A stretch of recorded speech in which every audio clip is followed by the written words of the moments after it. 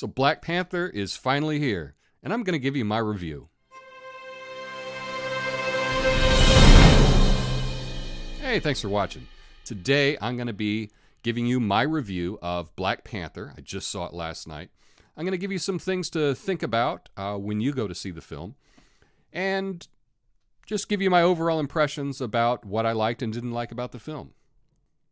So first, right off the bat, I'm going to tell you, if you want a really good review, you're going to have to look elsewhere, because I am not the target demographic for this movie.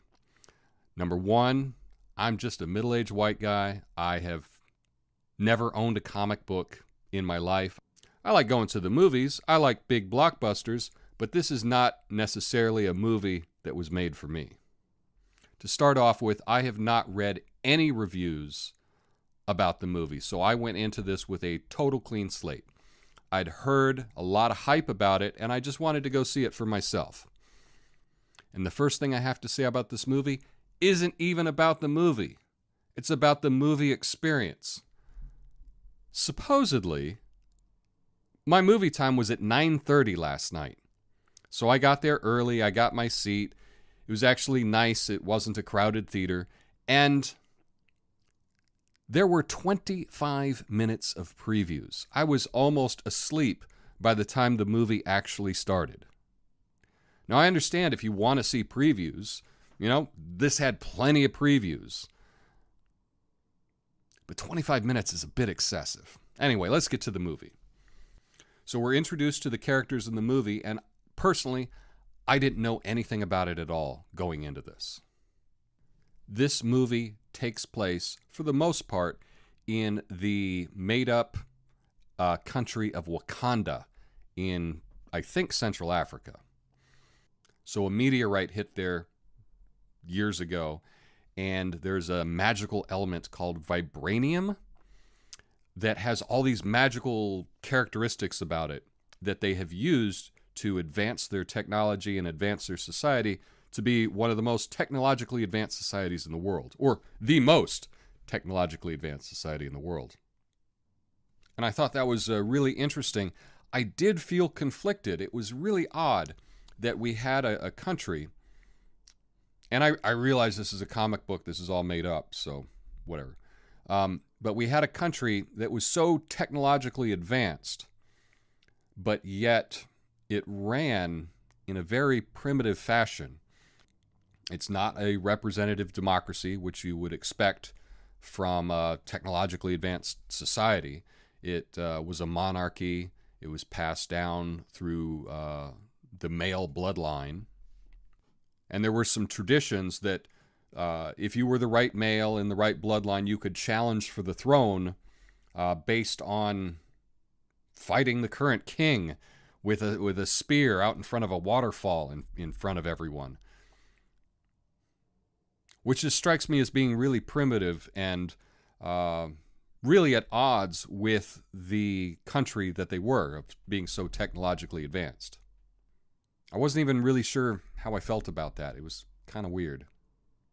So the main conflict in the movie is between the king, T'Challa, and Killmonger, who is of one of the tribes of that country, but he was raised in America. And so he goes back to Wakanda to rightfully reclaim his position on the throne. And again, this was one of the things that I felt very conflicted about, was the current king, T'Challa, if I'm saying that right, I hope I'm saying that right, was very isolationist and wanted to save the technology just for their country.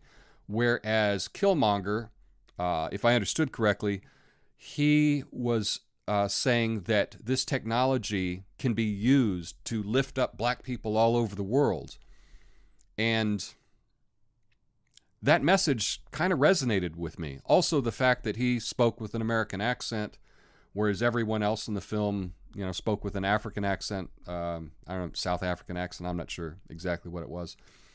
But I really related to the bad guy, Killmonger, and I was kind of rooting for him. So I got to be honest, I did miss a little bit of the movie. I did take a little nap in the middle. It was really dark in the theater, and it was late at night. I was just coming from the gym. Anyway, so if I'm mischaracterizing the villain, maybe he's a lot worse than I'm giving him credit for. I missed that part. But I really liked the spirit of Killmonger, and I liked the idea of using the technology of their country and sharing it with the world, and using it to take care of more people around the world. The costumes were unbelievable. They were vibrant, beautiful. I really liked the outfits of the all-female guard with the shaved heads. They looked great. The special effects were fantastic. You know, seeing the spaceships and all the technology in the country, I thought was really cool to see. The fight scenes were great, and I'll tell you what I liked the most about the fight scenes is they weren't that long. And I think that is a great trend. I'm thinking back to Wonder Woman, where the fight scenes seem to go on forever. And that wasn't the case in this film, and so that I gotta give a big thumbs up to. On a side note, I did not know this. Do you know what a Black Panther is? In Africa and Asia, it is just a black leopard. And in the Americas, what they call a Black Panther is just a all-black leopard.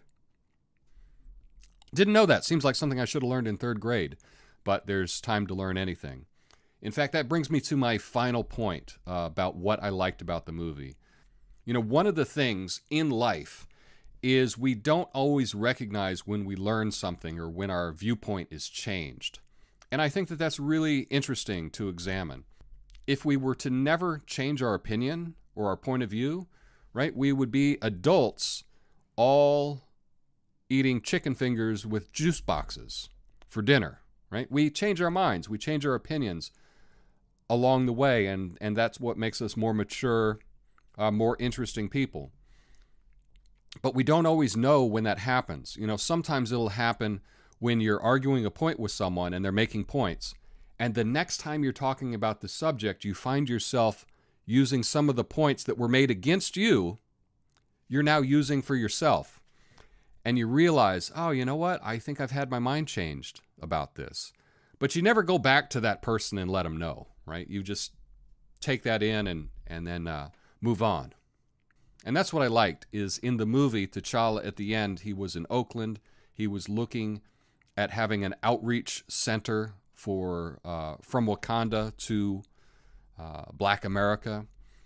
And it looks like he had had his mind changed about being so isolationist. And maybe that would be the legacy of Killmonger, is that he was able to get that point across to him, even though he might not have recognized it at the time. But I think that that shows growth and a willingness to grow and mature as a human being. And so I thought that was a really cool way to end the movie. But, you know, what do I know?